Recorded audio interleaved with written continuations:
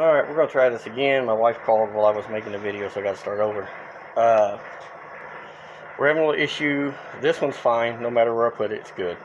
No, they're not going to stay facing up. Although you could do it if you wanted to and just 90 and run it over and dump it.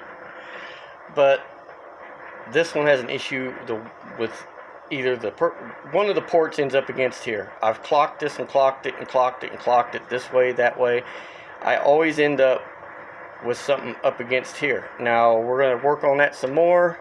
If not, I did order two 44 millimeter. They're cast stainless 90s with the flanges on them.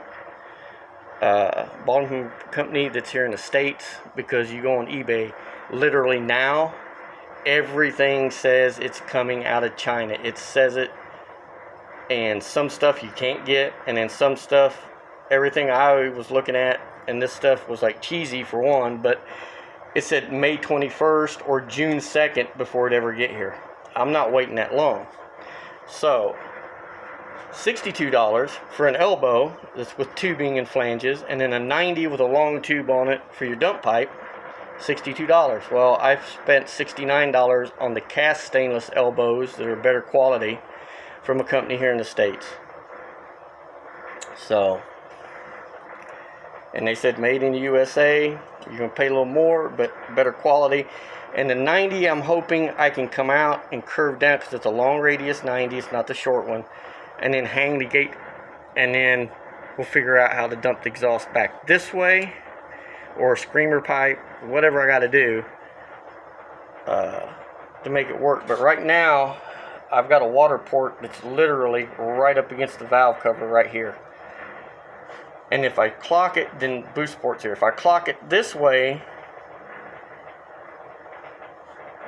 if I turn it one hole, I might be able to make it work and not have to use the 90, which is what I'd like to do. But if I have to use them, I will, because if I use the 90s, then inherently that's going to make a problem, because I had this right here where I could just go right into the intercooler, which right here, just like this one, just come down and boom, right there, and you're done. So it was something we're going to have to figure out. This weather's something else. I live in East Kansas, right against the Missouri line. I can literally throw a rock from here across the river and hit Missouri. But one day it's 70 something. Now today it's like 36 degrees. All my flags got ice all over, and my wife had to bring all of her plants back in. It's just weird. And then next week it's going to be 80 again. It's got to get warm so we can start getting rid of this damn bug that's going around. And now my doctor's telling me she believes that's what I had.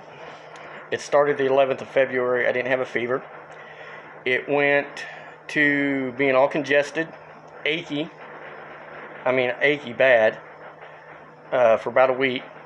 Then that went away. Then sinuses were draining like crazy.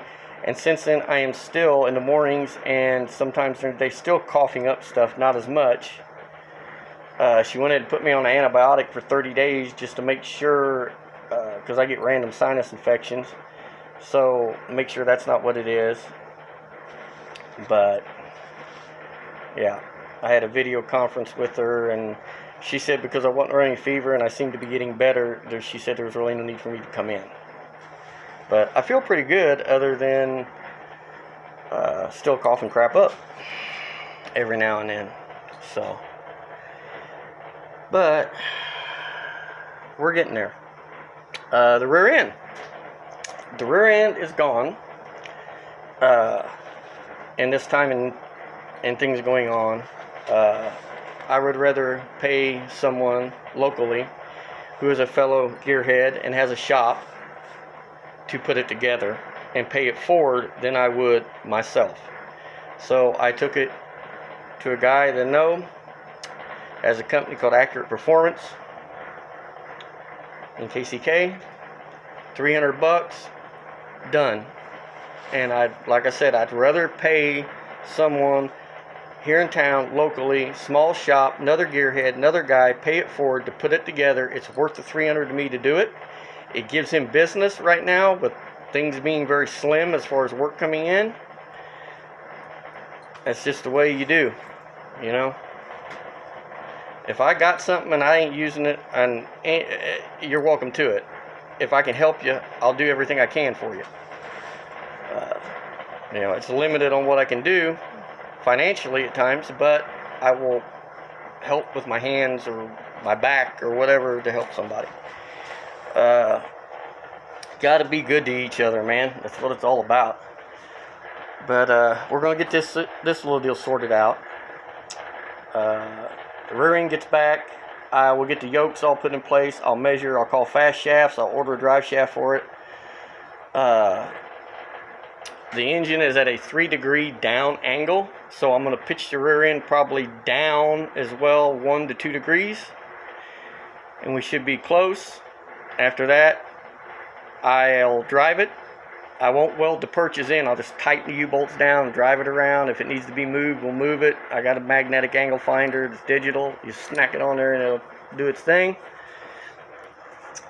I bought some wraps, and I believe they're like for Subaru Turbo, but they're 15 inches long and they're about 8 or 9 inches wide. And I'm going to use it. I'm going to cut this off and I'm going to put it, it's a blanket, and I'm going to wrap it around this whole mess right here. Then I got the blankets to go over here. They're the titanium and so on, just like this is. I got the little wraps that go around the wastegate right here. And yeah. At this point, it's function over looks. So that way I can kind of contain the heat off the valve cover. And that's why the inner fenders are out of it, so I can get the heat out of the engine bay. I got brand new ones. I could have put them back in. I could have cut them down, but no. We're just going to leave them out. I don't drive it when it's raining anyway, because it has no windshield wipers. And yes, it's dirty as all hell. We were going to get out here with some just Windex and some cotton cloths and kind of wipe it down, but it's too damn cold, man. It's 36 degrees outside. I got that high dollar heater in here running again to keep it warm. So there goes my light bill again. But it'll only be for a day or two, so I guess it won't be that bad. So, but it's coming along. I think what I'm going to start doing now is get the dash 16 lines ran for the radiator. I got dash 8 to go from the transmission to the cooler. Get the cooler wiring, the fan on the transmission cooler wired in. And get the fans mounted on the radiator, get them wired in. And then start running the fuel lines, get the cell back in it, get the fuel pump from Holly and the regulator and all that set up. Get the Super Sniper on it, get the distributor in it. Get the balancer and the pulley on it, everything, and yeah. So grandson went back home, so I got a little free time for probably 4 or 5 days before he comes back, because he won't stay away any longer than that. He starts getting his mom's phone at 3.5 years old, and he knows how to dial Pawpaw and come get me. So, but we're getting there, you know. The main thing is I want to start getting it buttoned up. So, get ready to make some noise. I come out and turn it over by hand like every other day so the valve springs aren't staying compressed and weaken them.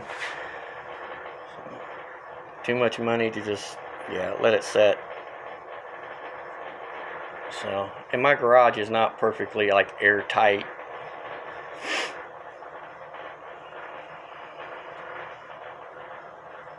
It will be after the summer, but it ain't right now.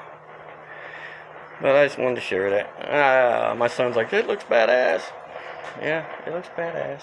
I wish I'd left painted these black now, or maybe even gray instead of the green on the truck, but I did the valve cover lettering. It used to be red, and I changed it to green. I think there's a video where I did that. And so, anyhow. And I'll let the cat out of the bag on actual cubic inch in this engine. You've probably caught it in some of the videos. My wife got them. so I put them on there. I'll get bored with them in time, maybe take them off, leave them on, I don't know. But there you go.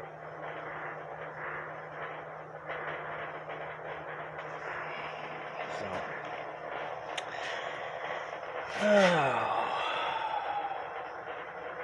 And I had a guy commented, yeah, if this leaks, I'm going to drill these bastards out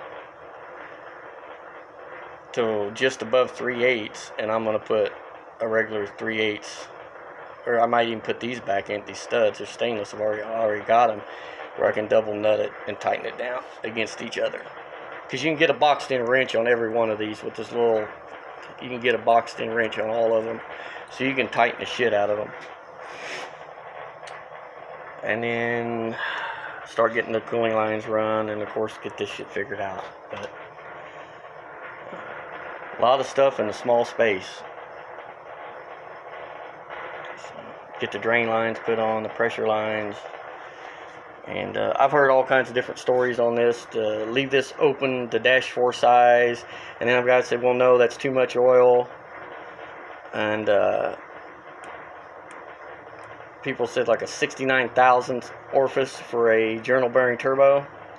Thing is, if these work, these will, if they work and everything does, and then these are gone. I'm going to step up to a Garrett or a better turbo.